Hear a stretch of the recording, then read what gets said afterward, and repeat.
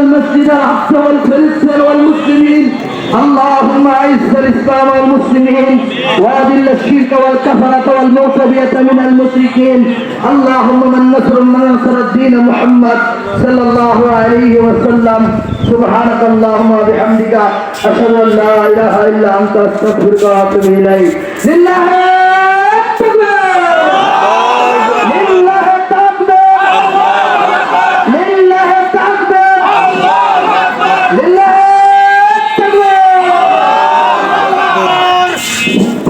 আলহামদুলিল্লাহ। আজকে সভার সম্মানিত সভাপতি প্রবীণ আলেম মাওলানা আবুল হোসেন চাচার মাধ্যমে আজকের সমাপ্ত ঘোষণা হবে মানববন্ধন। তিনাকে কিছু কথা বলে আজকের মানববন্ধনে কিছু জানবে ইনশাআল্লাহ। তিনাকে আলোচনা করবার জন্য বিনীতভাবে অনুরোধ করছি। السلام عليكم ورحمة الله وبركاته. الحمد لله نحمده ونستعينه ونستغفره ونؤمن به ونتوكل عليه ونعوذ بالله من شرور أنفسنا ومن سيئات أعمالنا من يهده الله فلا مضل له ومن يضلل فلا هادي له ونشهد أن لا إله إلا الله وحده لا شريك له ونشهد أن محمدا عبده ورسوله. أما بعد فأعوذ بالله من الشيطان الرجيم بسم الله الرحمن الرحيم وما لكم لا تقاتلون في سبيل الله والمستضعفين من الرجال والنساء والولدان الذين يقولون ربنا أخرجنا من هذه القرية الظالم أهلها. আয়াত সম্মানিত আজকের এই আমাদের বাংলাদেশ আলাদী যুব সংঘের উদ্যোগে সাংগঠনিক জেলার উদ্যোগে আয়োজিত প্রতিবাদ সভায় সকলকে আমি মোবারকবাদ এবং ধন্যবাদ জানাচ্ছি। আজকে আমরা সবাই ইমানের দাবি নিয়ে এখানে হাজির হয়েছি। আমরা সবাই মুসলিম। আমি যে আয়াতটি তেলাওয়াত করেছি আল্লাহ রাব্বুল আলামিন বলছেন আমালাকুল্লাহ তুকাতিলুনা ফি সাবিলিল্লাহ। তোমাদের কি হলো যে তোমরা আল্লাহর পথে জিহাদ করছো না, লড়াই করছো না।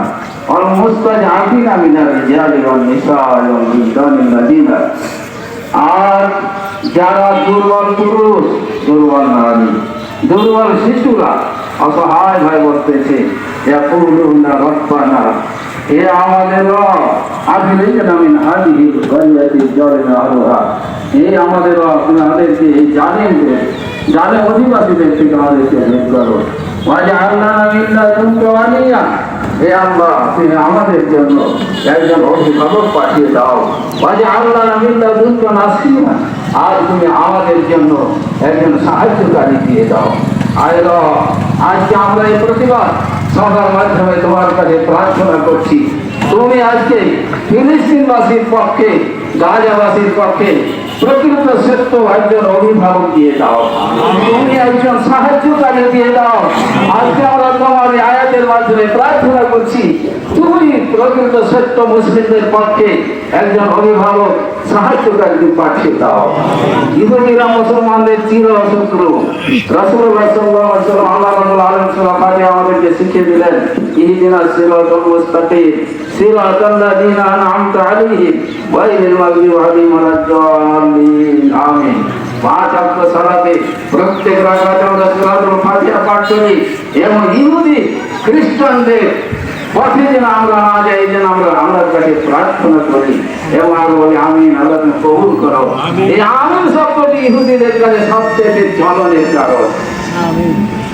ইহুদিরা একদিন আজকে তারা আমাদের উপরে বোমা মারতেছে, তারা জানে যে মুসলিমরা একদিন প্রকৃত স্বভাবভাবে তারাই বিজয় লাভ করবে, সত্যভাবে তারাই বিজয় লাভ করবে।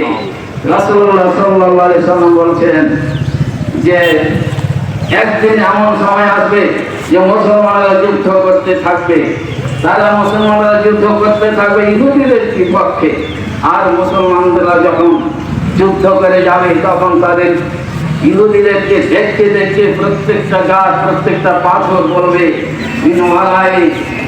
ইয়াহুদিয়ান হাজা ইয়াহুদিয়ান হাত্তা ইয়াকবাউ মিন ওয়ালাই ফাতুহু গাছ বলবে পাথর বলবে এই আল্লাহর বান্দা আমার পিছনে একজন ইহুদি লুকিয়ে আছে তাদেরকে ধরো হত্যা করো সেই দিন সামনে আছে সেই দিন আমাদের কাছে আসবে ইনশাআল্লাহ আমরা সেই দিনের জন্য আল্লাহর কাছে প্রার্থনা করছি আল্লাহ তুমি অতি দ্রুত মুসলিমদেরকে বিজয় দান করো ইসলামকে একটি স্বাধীন রাষ্ট্র দান করো ইহুদিদেরকে ধ্বংস করো এই বলে আমি আমার আজকের এই সংক্ষিপ্ত আলোচনা শেষ করছি।